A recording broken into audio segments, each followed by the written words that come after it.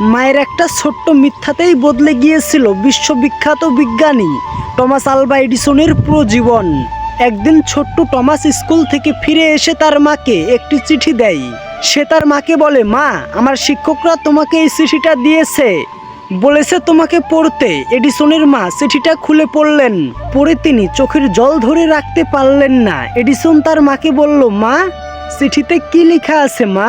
এডিসনের মা হাসি খুশি ভাবে বলল, তোমাকে নিয়ে আমি খুবই গর্বিত বাবা। তোমার শিক্ষকরা লিখেছে আপনার ছেলে অনেক জিনিয়াস আমাদের এই ছোট্ট স্কুলে। তার মতো প্রতিভাবান ছেলেকে শেখানোর জন্য আমাদের এখানে যথেষ্ট শিক্ষক নেই। অনুগ্রহ করে আপনি নিজেই তাকে শিক্ষা গ্রহণের দায়িত্ব নিন। এরপর থেকে এডিসনের মা নিজেই তাকে ঘরে পড়াতেন। তিনি কখনোই তার ছেলেকে ছোট করে দেখেননি। তার ভিতরে বিশ্বাস ছিল তার ছেলে একদিন ভালো কিছু করবে, কারণ নিজের ছেলেকে তিনি খুব ভালোভাবেই বুঝতেন, জানতেন। এবং ঠিক তাই হলো। টমাস আলভা এডিসন পৃথিবীর অন্যতম বৈদ্যুতিক বিজ্ঞানী। অনেক বছর পরে মা মারা যাওয়ার পরে এডিসন পুরনো জিনিস ঘাঁটতে গিয়ে সেই চিঠিটি পান। তখন তিনি কাঁপতে কাঁপতে চিঠি খুলে পড়েন। সেখানে লেখা ছিল, আপনার ছেলে মানসিকভাবে দুর্বল। আমরা দুঃখের সঙ্গে জানাচ্ছি যে ওর মতো নির্বোধ ছেলেকে আমরা আমাদের স্কুলে আর রাখতে পারবো না। চিঠি পড়ে এডিসনের চোখে পানি চলে আসে।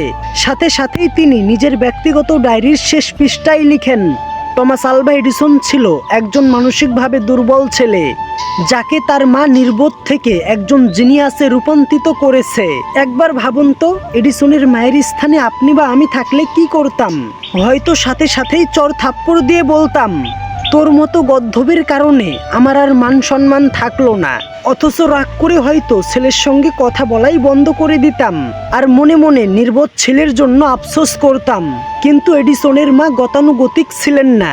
হয়তো প্রত্যেকটি অসাধারণ মানুষের পিছনে একজন বাবা মা থাকেন। সত্যি বলতে, একজন ভালো অভিভাবক হওয়ার জন্য বড় বড় ডিগ্রি থাকার প্রয়োজন হয় না, শুধু দরকার সঠিক জীবনবোধ ও দূরদর্শিতা। মনে রাখবেন, এই পুরো পৃথিবীটাই আপনার সন্তানের দোষ গুণের বিচারক, সমালোচক। এত নেতিবাচকের ভিতরে আপনাকে হতে হবে সুবিবেচক। সন্তানকে আগলে রাখুন, সন্তানকে বিশ্বাস করুন। সে বারবার ভুল করলেও তার উপরে আস্থা রাখুন।